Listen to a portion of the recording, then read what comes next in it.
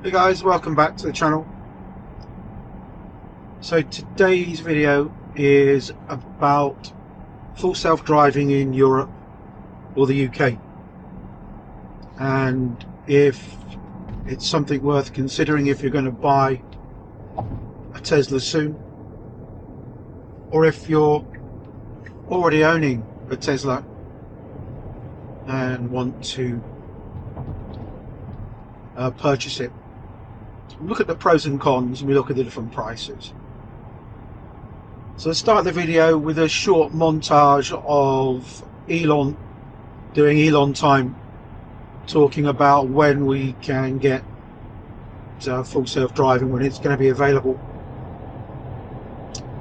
And at the end of the video, I'll just talk about my views, talk about what's available and what my opinion is. Thanks very much. Is the future of the auto industry autonomous? Are these things really going to be a reality? The Tesla car next year will probably be 90% capable of autopilot. So 90% of your miles could be on auto. For sure highway travel. So we're probably only a month away from having autonomous driving, at least for highways and for relatively simple roads. My guess for when we will have full autonomy is about 3 years. 3 years. Approximately 3 years. If you think about fully autonomous vehicles, which have passed through regulatory approvals, have passed through in-city driving and traffic conditions, how far do you think from a time frame perspective we are for that becoming reality?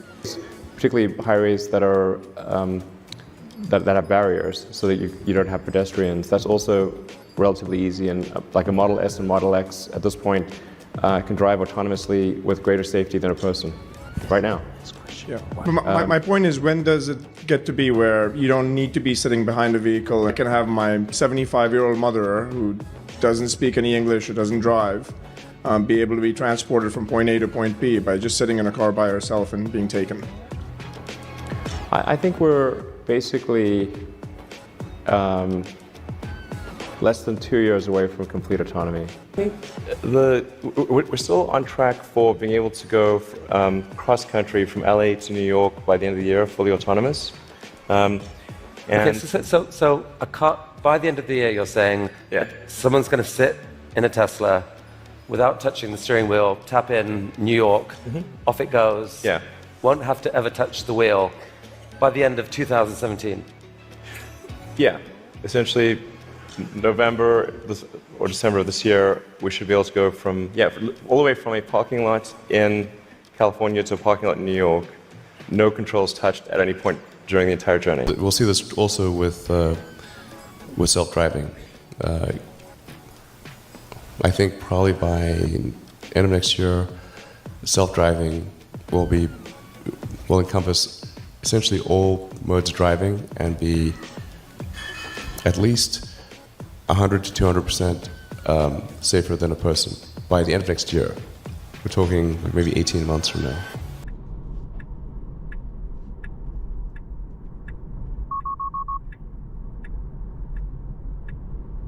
Told me there was a red light there, which there quite clearly wasn't. 3 steps to self-driving. There's being feature complete, then there's being feature complete to the degree that where we think that the person in the car does not need to pay attention, and then there's being at a reliability level where we've also convinced regulators that is true. So the fact that a human may, some percent of the population may exhibit a vigilance decrement will not affect the overall statistics numbers of safety. No, in fact, I think it will become very, very quickly, maybe even towards the end of this year, but I'd be shocked if it's not next year at the latest, that having a human intervene will decrease safety. So there's 3 levels. We expect to be feature complete in self-driving this year, and we expect to be confident enough from our standpoint to say that we think people do not need to touch the wheel, look out of the window, sometime probably around, second quarter of next year. And then we expect to get regulatory approval, at least in some jurisdictions, for that towards the end of next year. we're going to do the robotaxi thing too. Only criticism, and it's a fair one, and sometimes I'm not on time, but I get it done. The fundamental message that consumers should be taking today is that it's financially insane to buy anything other than a Tesla. Extremely confident of achieving full autonomy and releasing it to the Tesla customer base next year. And we are discussing level 5 autonomy, so really full autonomy. Based on your current understanding, how hard do you think this full self-driving problem, when do you think Tesla will solve level 4 FSD? I mean, it's looking quite likely that it will be next year. How hard is it as a problem to solve? Because you've made predictions in the past about autonomy. Some of those haven't come to fruition at the same time. Has your understanding of the problem of autonomy changed over the last few years? Yes. I would say that self-driving is one of those things where you think you're getting there, but then you end up asymptoting. Your progress is initially linear and then looks logarithmic and sort of tapers off. Now, at this point, I think we are no longer trapped in a local maximum, and it appears, my best guess is that we will get there this year. Because the full self-driving has been terrible on this trip. It doesn't regulate speed correctly. You can't just set your speed and go so. I think Tesla will have sort of a ChatGPT moment. Maybe if not this year, I'd say no later than next year. Wait, say that again. I'm sorry. You're going to have a sort of ChatGPT moment. Oh, you will. In terms of suddenly it will. Yeah, suddenly 3 million cars will be able to drive themselves with no one. We'll move from supervised full self-driving to unsupervised full self-driving, where the car, you could fall asleep and wake up at your destination. You can think of it like individualized mass transit. We do expect actually to start fully autonomous, unsupervised FSD in Texas and California next year. That's with the Model 3 and Model Y. We expect to be in production with the Cybercab in probably, well, I tend to be a little optimistic with timeframes, but in 2026, before 2027. Let me put it that way. So welcome back. We're in my Model X Plaid, standard Autopilot, which means you have steering and traffic aware cruise control. So basically a cruise control. We're on the motorway now. Just gonna press the button once, and it's now staying at the speed that I've selected, 123 km/h. Speed limit's 130, and it will just follow the road, steers itself. And if something like the car ahead pulls in front, it'll start to slow itself down. So it's coming back now, 110. This car has slowed down. The problem is, I don't want to be sitting at 100 km/h now. So I want to overtake this car, so I indicate. Once I start to steer, Autopilot drops out and you can see the regen kicks in. With the Plaid it's quite strong, so I have to come back on the accelerator, come back to the speed I want, and then re-engage.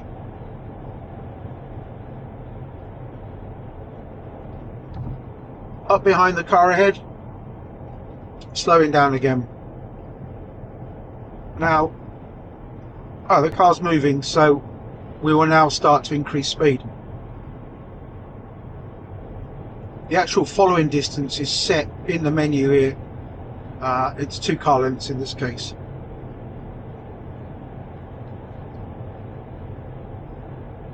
Now for €3,800 or £3,400, I could get the next level of Autopilot, which basically gives me lane change. So if I indicate, the car will check, and if the lane is clear, will overtake. And that's going to cost me, as I say, €3,800 much you wanting to turn right here. So indicate right. Obviously didn't like me going across the white lines, but there were cones in the way. I'm going to take the road now to the right. If I re-engage autopilot, it should be able to steer along this lane.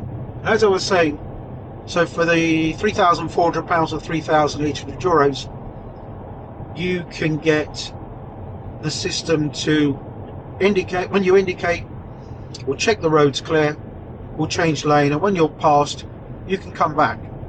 Okay. Now for £6,800 or €7,600, you get full autopilot, which at the moment in Europe, and for the foreseeable future, for the next few years at least, is pretty much exactly the same as the enhanced autopilot, except the car will steer off of the motorway and then you take control. So it's now telling me auto steer's aborting because it can't manage to come off these junctions. Here you can see, we all see lots of videos in America of autopilot doing lots of driving in town, in cities, on the auto route. But in Europe, it doesn't do anything like that. I'll re-engage the cruise control. I'm in this lane now. This lane is going to disappear. I'll just leave the car to see what it does.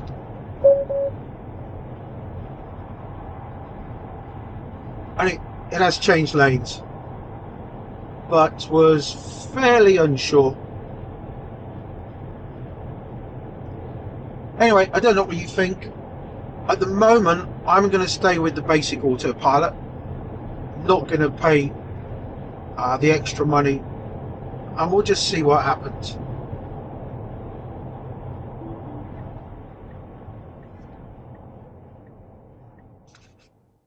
So I'd love to know your thoughts. Do you think you'll be buying enhanced autopilot or full self-driving? Maybe you've already done that. I'd like to hear about your experiences with it. If you're thinking of buying a new Tesla soon, maybe the Model Y Juniper in the new year, will you be buying enhanced autopilot or full self-driving? I'd love to know your thoughts. In the meantime, I'll leave you with a short excerpt from a video I made last week in the Swiss Alps. Full video will be out soon. If you've enjoyed this, please think about subscribing to see more content. And as always, a like is appreciated. Thanks very much.